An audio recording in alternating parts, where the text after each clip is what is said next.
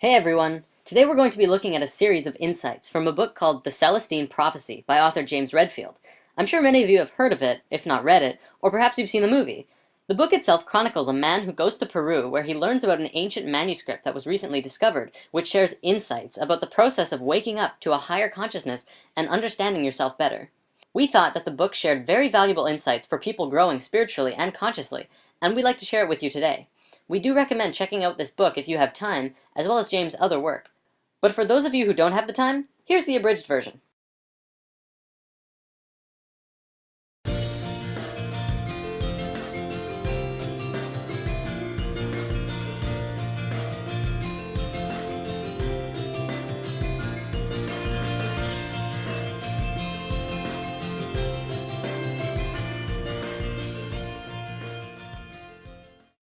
The first insight!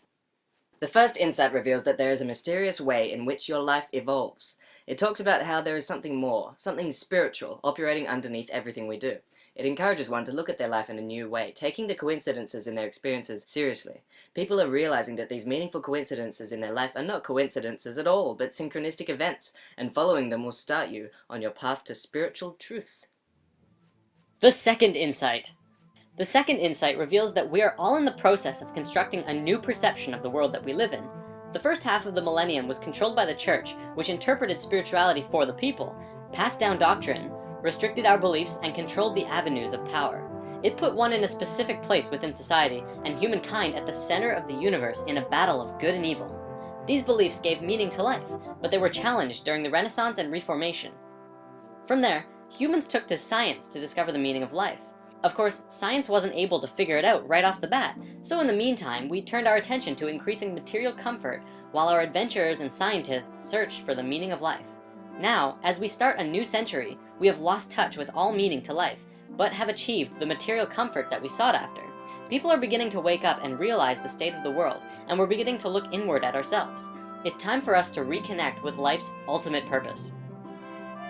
The third insight! The third insight begins a new view of life.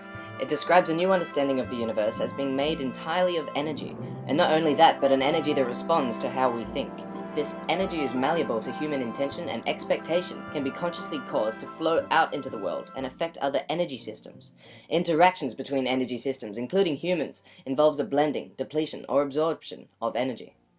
The insight teaches how to observe this energy through an enhanced, heightened sensitivity to beauty. Beauty is on the same wavelength as this invisible energy, and by being in tune to the beauty in nature or even in others, we can begin to tune into the energy fields.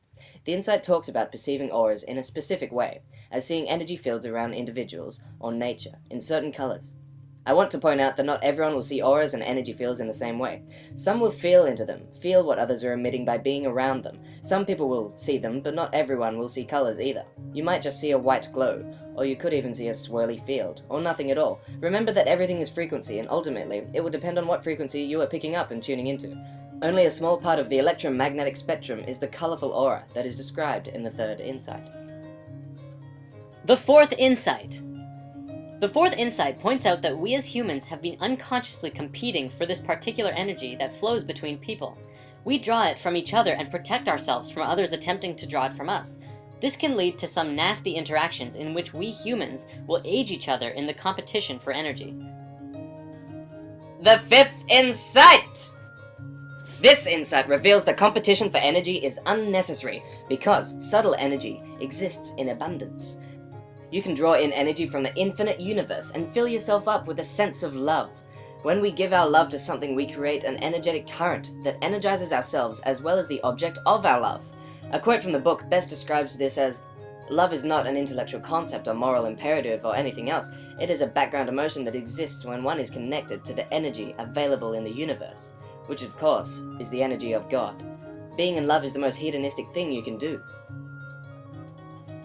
The sixth insight.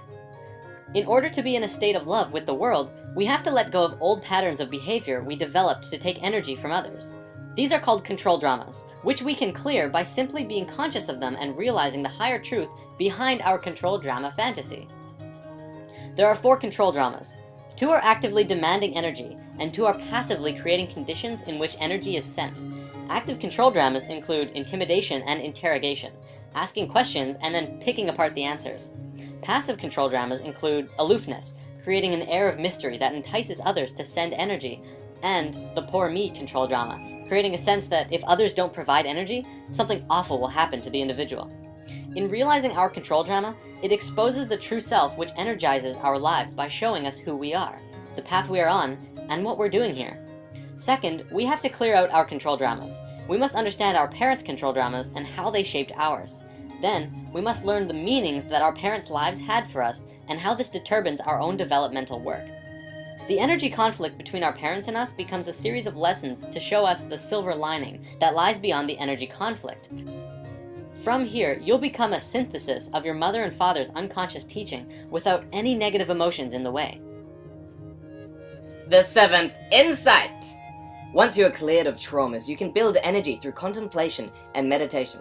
Focus on the basic life question and start writing a steady stream of intuition, dreams, and synchronistic coincidences, all guiding you in the direction of your evolution and transformation.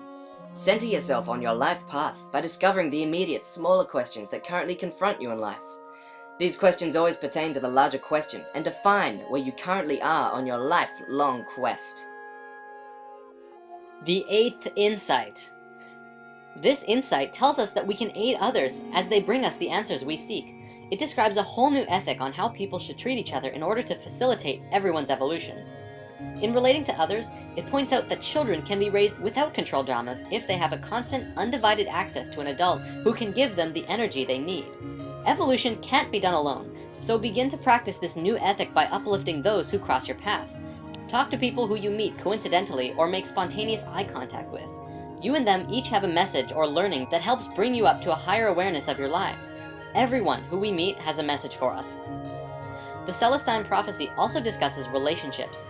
Avoid codependent relationships, which involves an addiction to other people. This subtle energy has a male and female side.